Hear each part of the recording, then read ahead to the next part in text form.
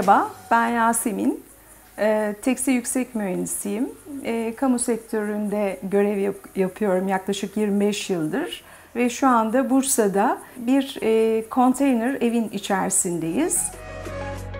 Eşim ve ben 2 yıl önce doğayla baş başa olma kararından yola çıkarak arsa baktık ve burayı bulduk.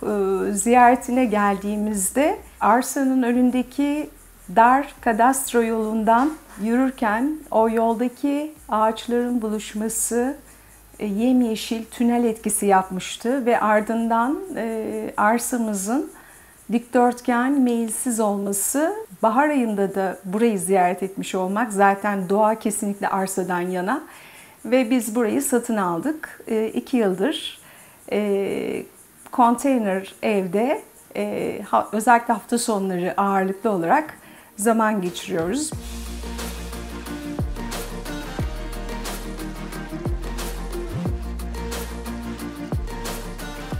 İki yıl önce arsayı aldıktan sonra zaten belediye bu bölgede ya prefabrik ev yapılmasına ya da konteyner ev yapılmasına izin veriyordu ve rengini de yeşil ya da beyaz olması gerekiyordu. Biz doğayla uyumlu olsun diye konteynerimizi yeşille boyattık. Uluslararası ticarette kullanılmış, ömrünü tamamlamış, ikinci el olarak satılan bir konteyner ve siz bunu artık bir yuvaya dönüştürme kararını veriyorsunuz.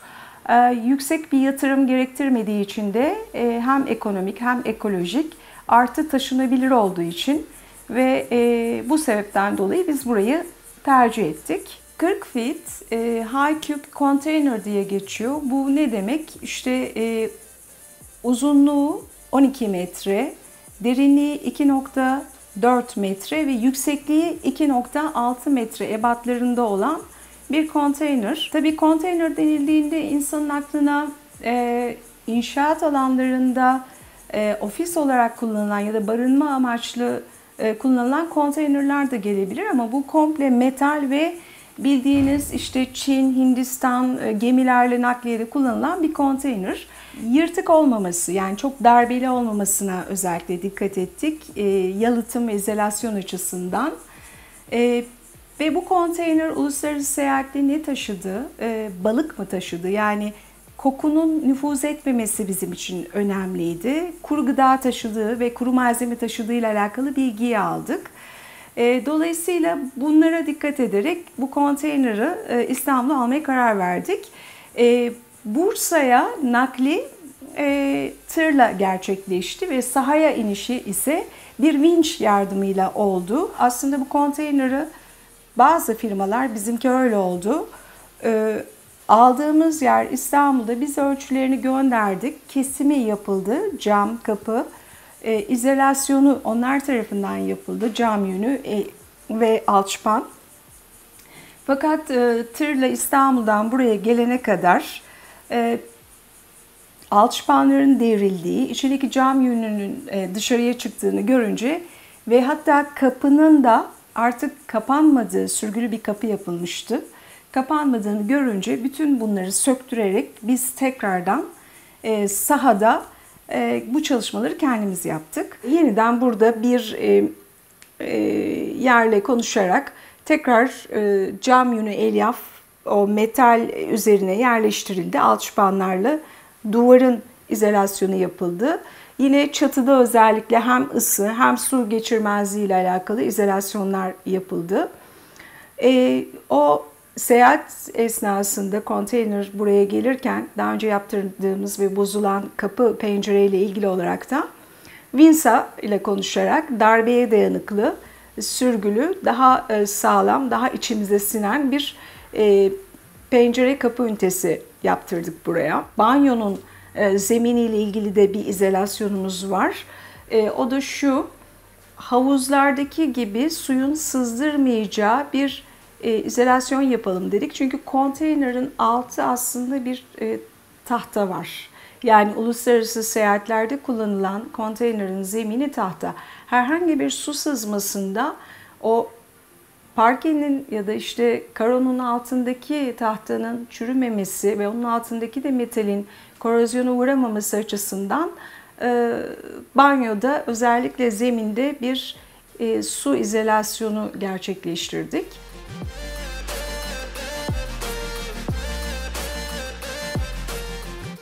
Şu an oturduğum yerden kafamı çevirdiğimde gördüğüm tek şey yemyeşil ağaçlar ve masmavi gökyüzü. Dolayısıyla da büyük cam tercih etmiş olmamızın avantajını yaşıyoruz ve sanayi şehri olan Bursa'da bu kadar merkezi bir yerde hiç bina görmeden oturuyor olmak bizim için büyük avantaj. Arkada 2 tane ev var ama konteynerimizin yerleşiminde camları bu tarafa baktırdığımız için ve konumlandırmamız doğru olduğu için hiç kimse yokmuş gibi, kimseyi görmeden yalnızca yeşile konsantre olarak yaşıyoruz.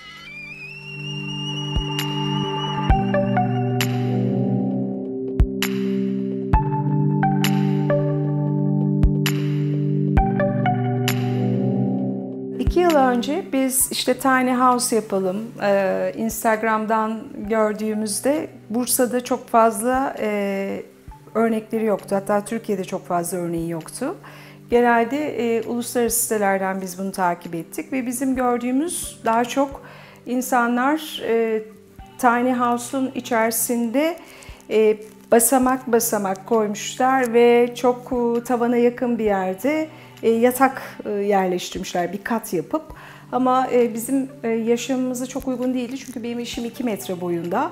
Hani öyle bir yataktan işte kafayı kaldırması vesairesi oldukça zor ama bizim şöyle bir avantajımız da var. Oturduğumuz ev son derece yakın, çok ihtiyacımızı görebiliyoruz ama bu burada uyuyamadığımız anlamına gelmiyor. Çünkü belki de bir yatak, çift kişilik bir yatak ünitesi değil ama yatak olabilecek bir kanepe alarak biz bu işi halletmeye çalıştık. Küçük bir alanı dünya kadar dolapla da doldurmamaya çalıştık. Çünkü ferahlık bizim için çok önemli. Nefes alabileceğimiz akılcıl çözümler bulmaya çalıştık. Mesela işte bazalı puflar, sandıklar.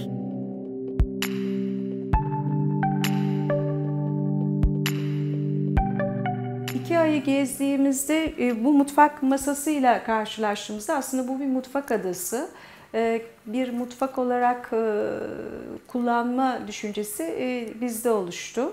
Mutfak adasını küçük bir modifikasyonla yani tezgahın üzerine bir delik açıp üzerine koyduğumuz bazal taşından oluşan lavabonun su gider bağlantısı sağlanarak, armatür yerleştirilerek bir anda bizim için bir mutfağa dönüştü.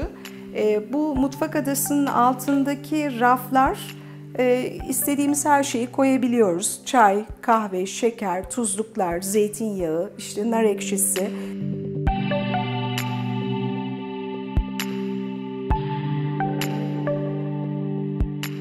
Bizim burada ağırlıklı olarak yaptığımız şey daha çok barbekü, mangal. Dolayısıyla da burada işte belki de o yüzden çok detaylı bir mutfağa ihtiyaç duymadık. Yani ağır yemekler vesaireler yapmıyoruz ama yapmaya kalktığımızda da buna imkan verebileceğini düşünüyorum. Mutfak adasının altındaki boşluğa biz küçük bir buzdolabı aldık. Onu yerleştirdik. Şu anda ihtiyacımız için yeterli. İşte soğuk içecekler, etler vesaireler konuluyor. Burada tek göz bir ocak kullanıyoruz. Çünkü ağırlıklı olarak çay yapıyoruz. Kettle'ımız var. Yumurta vesaire yapmak istediğimizde de ya da işte kışın sıcak şarap yapmak istediğimizde bizim bütün ihtiyaçlarımızı bu tek göz ocak görebiliyor. Sürgülü kapıyı özellikle alanın ekonomik bir şekilde kullanılması açısından tercih ettik. Gayet de memnun kaldık. Bu şekilde mutfağı, salonu, tuvalet ve banyodan ayıran bir husus.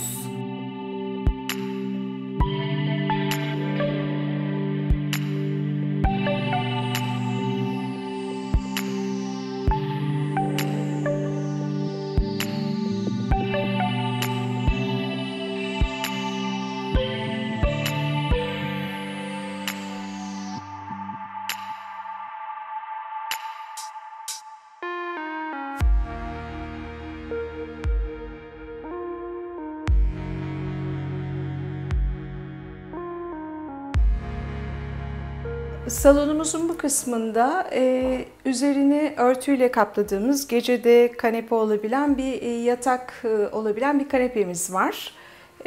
İki tarafına sehpa, pratik bir sehpa aldık. Sehpaların altına da böyle ayakkabı terlikleri vesaireyi koyduğumuz kutularımız mevcut. Lambamızın yukarıda yer alan lambanın iç kısmını özellikle yaldızlı sarı tercih ettim. Çünkü yine duvardaki derin laciverti de ön plana çıkacağını düşündüm.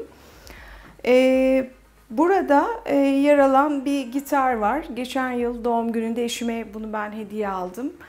Çünkü bir önceki yıl o da bana piyano almıştı. İntikamımı ondan gitarla aldım. İkimiz de müzik aleti öğrenmeye çalışıyoruz. 45-50 yaşlarındayız ama öğrenmenin yaşı yok. Geç müzikle tanıştık. Çok da keyif alıyoruz. Özellikle ilerleyen yaşlarda beynimizi daha aktif kullanmak için de güzel olduğunu, iyi bir yöntem olduğunu düşünüyoruz. Zaman zaman burada ders çalışabiliyor eşim. Pencere kısmında bu ahşap jaliziyi yerleştirdik. Uyumaya kalktığımızda da kapattığımızda ve yine şurada yer alan güneşliklerle de rahatlıkla karanlık bir ortam istediğimizde gece uyuduğumuzda yapabiliyoruz. İnegöl'den şöyle bir parçayı bulduk. Bu bizim için küçük ama gerekli. İçerisinde işte mumlarımızı, kitaplarımızı, İşte kahve makinesinin taşıyan kahve kapsüllerini koyduğumuz küçük bir alan. Bu alanda bir boşluk var ama kışın dışarıda Adirondack koltuklarımız var, 2 tane ahşap sandalyelerimiz. Onları içeriye alıyoruz aşınmasın diye. Ve ayrıca da kışın dışarıda oturmak, rahat rahat oturmak hava koşullarından dolayı çok uygun olmadığı için içeride de oldukça geniş bir oturma alanı yapıyor.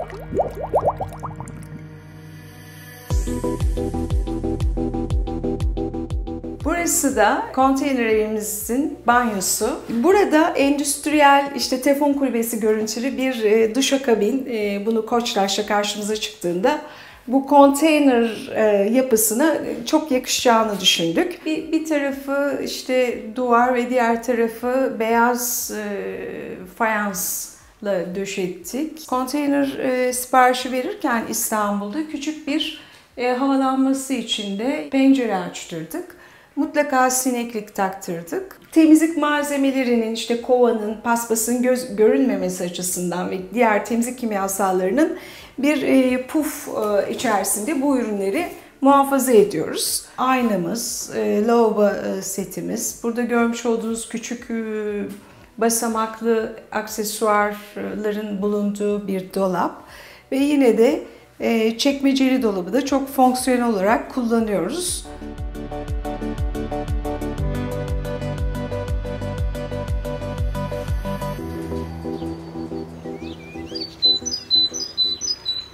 Konteyner evimizde zaman geçirmeye başladıktan sonra bazen yağmurlu havalarda da burada oturmak istedik ya da çok güneşli olduğunda böyle bir durumda veranda yapmaya karar verdik. Yani konteyner evden sonra yaşadıkça bazı ihtiyaçlar ortaya çıkıyor. Onlardan bir tanesi de verandaydı. Biz verandamızın zeminini IKEA'dan aldığımız son derece kolay birbirine geçmeli ahşap zemin malzemesiyle döşedik. Tabii yaşadıkça bazı şeyleri anlıyoruz. Şöyle ki bu ahşabın alt kısmında belli bir yükseklik ve bir boşluk var, bir gözenek var. Bu kadar açık bir tarla ortamında bu gözeneklerde bazı börtü böceklerin yaşaması için bir ortam da oluşturmuş olduk. Belki de en baştan biliyor olsaydık daha az gözenekli, daha kolay temizlenebilir, hayvan yuvası olmaya müsait olmayan bir zemin malzemesi seçebilirdik. Ama dediğim gibi şu anda 2 yıldır kullanıyoruz. Aşınması falan da çok fazla olmadı. Aşınsa da zaten ahşap sıkıntı değil. Her yıl işte yine bu yıl bir vernik yaptık. Bu şekilde zemini de parke kalitesinde korumaya çalışacağız.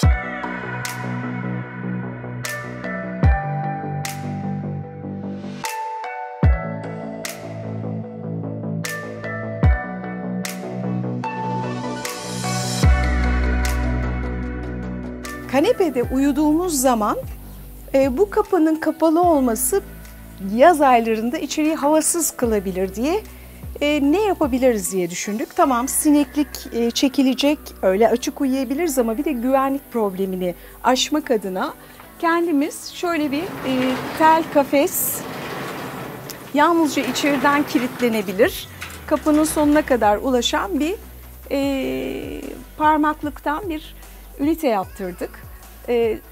Ray üzerinde hareket ediyor ve içeride sineklik, parmaklık, kapı açık bir şekilde sabaha kadar son derece temiz hava koklayarak uyuma şansına sahip olabiliyoruz bu alanda. Aydınlatma için ve çiçek asmak için verandanın hemen dibinde parmaklıklı bir hat yaptırdık. Bundan da faydalanıyoruz. Dediğim gibi burayı ilk aldığımızda burası düz bir tarla olduğu için ve hiç ağacı olmadığı için bir hamak sever ben ister istemez böyle bir ihtiyacı hissettim ve böyle mobil, taşınabilir, istediğiniz gölgeye çekebileceğiniz bir hamakla bu ihtiyacımızı gideriyoruz.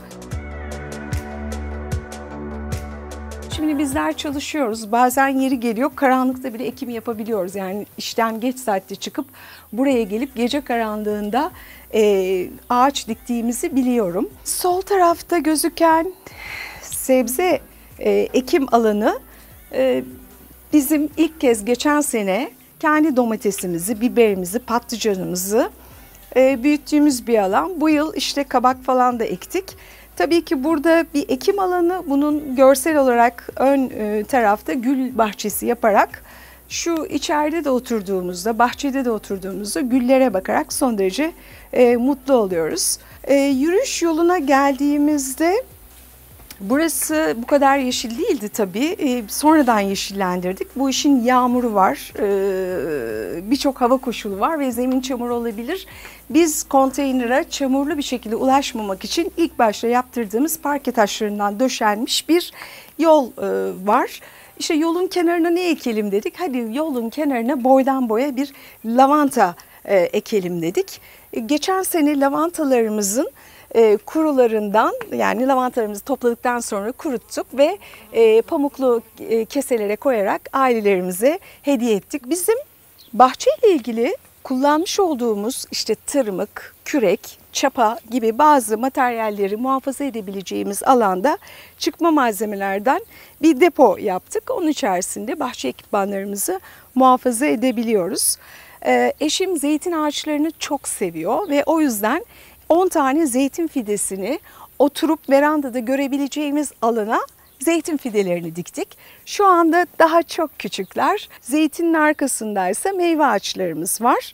Her çeşit meyve var aşağı yukarı. Elma, armut, işte kızılcık, vişne, kiraz, şeftali, aklınıza gelebilecek birçok meyve ağacını yerleştirdik. Meyve ağacının hemen arkasında da geçen sene yapmadığımız, bu yıl yaptığımız bir karpuz kavun ekme operasyonu oldu. Onun ötesinde de zaten farklı şeyler ektik. Önümüzdeki yıl daha planlı bir şekilde gideceğiz. Biz çünkü bu işleri yaşadıkça öğreniyoruz. Mesela bu yıl atladığımız konu Şubat ayında bulamaç yapılması gerekiyormuş. Meyve ağaçlarının bakterilerden korunması için biz bu konuyu da atlamışız. Şu anda maalesef ağaçlarımız biraz kendilerini, bağışıklıklarını onlarda güçlendirmeye çalışıyor. Hazır konu bağışıklıktan açılmışken şunu eklemek istiyorum. Biz burada pandemi döneminde hakikaten iyi ki de bu yatırımı yapmışız. İyi ki bir böyle nefes alanımız var dedik.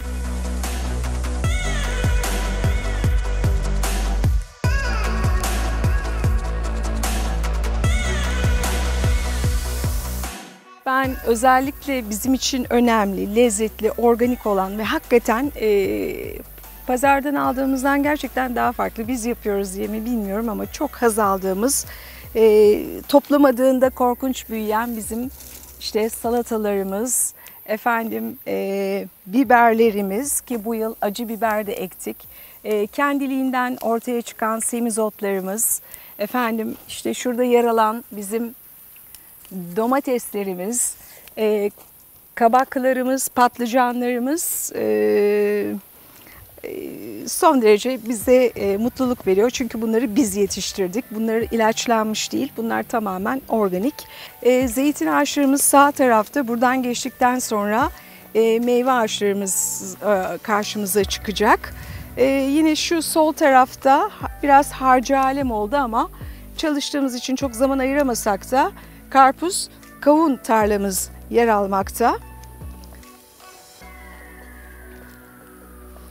Bunun ilerisinde daha karışık işte maydanoz, dereotu, mısır, bamya, ayçiçeği vesaire ektiğimiz yerde o tarafta yer almakta. Şu anda armutların da toplama zamanının geldiğini görüyorum. Ufak ufak. Bu ağaçlar dediğim gibi 2 yıl önce bunların hiçbiri yoktu. Hazır bir şekilde bir traktör römorkunun arkasında geldi ve titizlikle dikildi. İkinci yılları, ilk yıl bu ağaçlar biraz köke çalıştı ve bu bir ayva ağacı. Belki bu yıl ayvası çok büyük olmayabilir çünkü kökten güçlenmeye çalışıyor. Aklınıza gelebilecek birçok şey ektik burada. Hünnap ağacımız var, goji berimiz var, nar ağacımız var.